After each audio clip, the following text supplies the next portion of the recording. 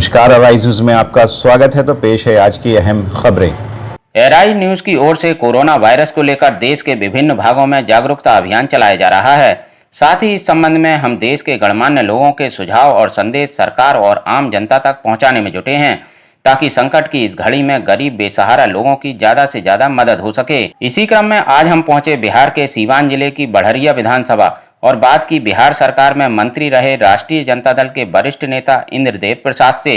1995 में गोरिया कोठी के सम्मानित मतदाताओं ने राष्ट्रीय जनता दल के टिकट पर भाग आजमा रहे पूर्व मंत्री इंद्रदेव प्रसाद को गोरिया कोठी विधानसभा से चुनाव जिता करके विधानसभा भेजने का काम किया और सन 1997 में राबड़ी देवी के सरकार में सरकार का पुनर्गठन हुआ। उस पुनर्गठन के पश्चात राबड़ी देवी के मंत्रिमंडल में राज्य मंत्री का दर्जा प्राप्त हुआ। जल संसाधन विकास विभाग में राज्य मंत्री के पद पर आसीन हुए और साथ ही साथ क्षेत्र में राष्ट्रीय जनता दल के संगठन को मजबूत करने के लिए, विस्तार करने के लिए इन्होंने काफी असाधारण प्रयास किया, जिसको लेकर के पार्टी संगठन में मजबूती आई और पार्टी के प्रति लोगों की सहानुभूति भी बढ़ती हुई दिखाई दी। संदेश के रूप में हम जानना चाहेंगे कि लॉकडाउन और सोशल डिस्टेंसिंग के विषय में पूर्व मंत्री इंद्रदेव प्रसाद क्या सोच रखते हैं और क्या संदेश देना चाहेंगे। अभी इस अवसर पर संदेश मेरे तरफ से यही है कि लॉकडाउन में निश्चित रूप से हमको इस नियम का पालन करना चाहिए कि हम एक दूसरे से दूरी बना कर रखें। जहाँ तक 1 मीटर की बात कही गई है, अगर हम 2 मीटर दूर रहते हैं तो ये बहुत अच्छी बात होगी। हम इसको मजाक में ले लें तब तो समझिए कि हमारी भी दुर्गति होने वाली है। पता नहीं कब हमारी दुर्गति का नंबर आएगा, लेकिन उस दुर्गति से हम दूर रहना चाहते हैं। इसलिए अपने लोगों से, इस क्षेत्र की जनता से, इस गांव के लोगों से, खास करके नौजवानों से मैं कहना चाहता हूं कि आप कुछ भी करें, एक दूसरे से दूरी बनाकर जरूर रखें।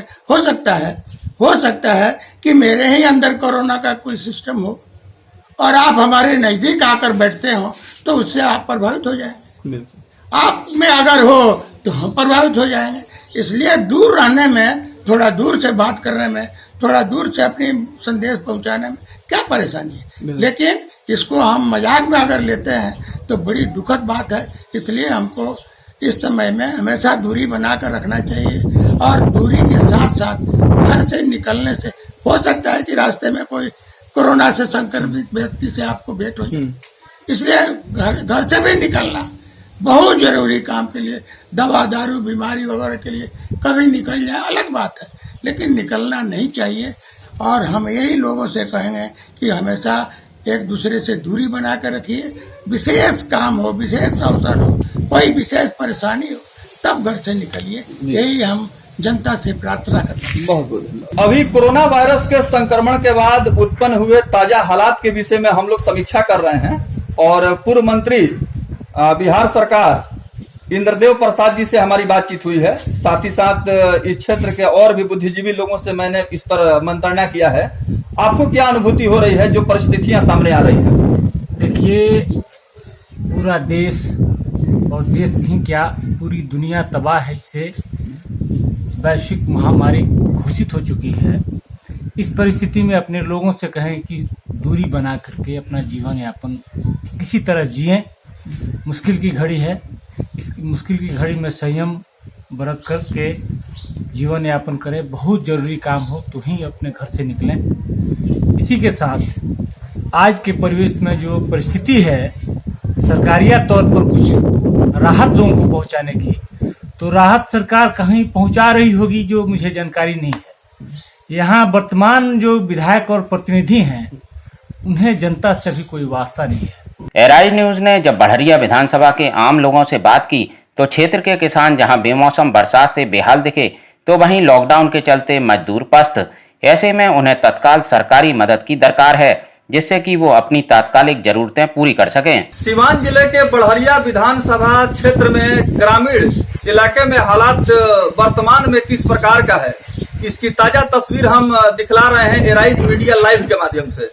चूंकि बड़हरिया विधानसभा क्षेत्र के अंतर्गत आने वाले ग्राम पंचायत राज में हालात प्रतिकूल दिखाई दे रहा है, इसलिए कि कोरोना वायरस का संक्रमण और दूसरी सबसे बड़ी आफत जो सामने आ रही है मौसम का परिवर्तन। कटनी का समय है, गेहूं की फसल पक के तैयार है, खेतों में पड़ा हुआ है, तेज बारिश की वजह से फसल पर काफी बुरा असर पड़ा हुआ है। इसको लेकर के बड़हरिया विधानसभा क्षेत्र के किसान कहीं न कहीं काफी निराश परेशान दिखाई दे रहे हैं।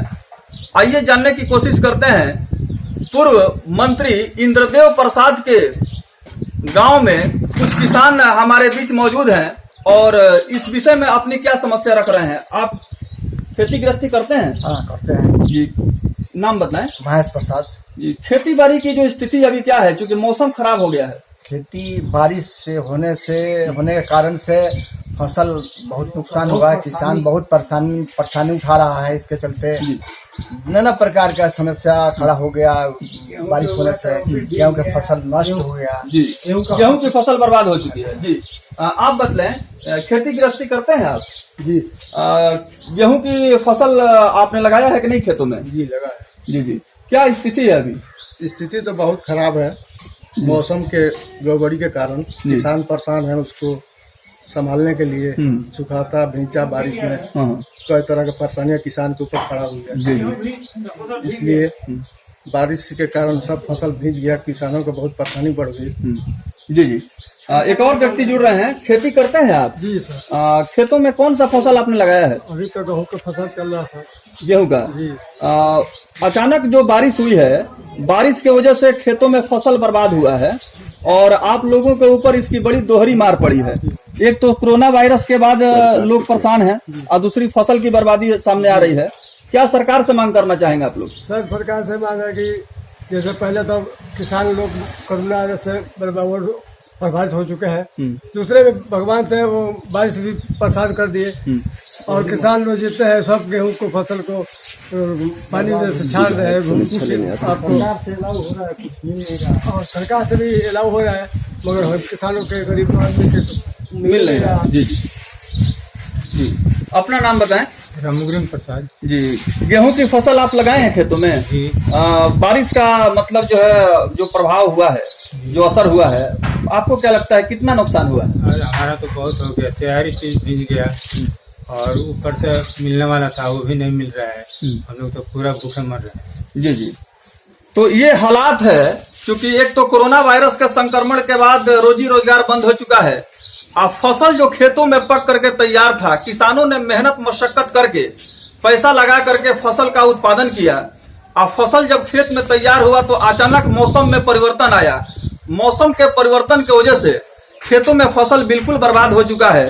खेती गृहस्थी करने वाले जो गरीब किसान हैं उनकी कमर टूट गई है। सरकार को चाहिए कि किसानों का सर्वेक्षण कराए, जो फसल बर्बाद हुआ है उस बर्बादी का मुआवजा सरकार के तरफ से मिलना चाहिए। इस विषय में बिहार सरकार में मंत्री रहे पूर्व मंत्री जल संसाधन विकास विभाग इंद्रदेव प्रसाद क्या किसानों के विषय में कहना चाहेंगे, इनकी जुबानी जानते हैं।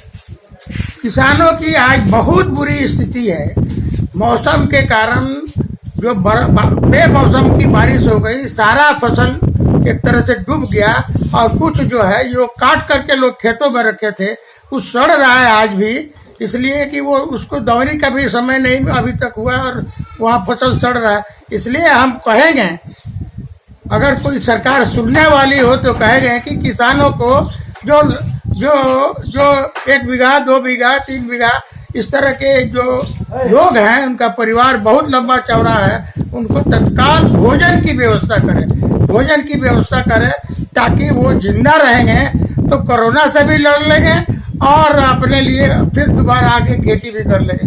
लेकिन उनकी जान पर आ पड़ी है, इसलिए उनको भोजन नहीं मिल रहा है। हम चाहेंगे सरकार से कि तत्काल उनको जितना जल्दी हो सके उनके लिए खाने की व्यवस्था, यानी चावल गेहूं जो कुछ भी हो सके तत्काल व्यवस्था करे। ये मैं सरकार से कहना चाहता हूँ। जी, पूर्व मंत्री इंद्रदेव प्रसाद की अपील पर राज्य सरकार क्या एक्शन लेती है ये तो समय बताएगा, लेकिन देश की अर्थव्यवस्था के रियल इंजन कहे जाने वाले किसान और मजदूरों की हालत जल्द नहीं सुधारी गई तो इसके क्या नतीजे होंगे, इसका अंदाजा लगाया जा सकता है।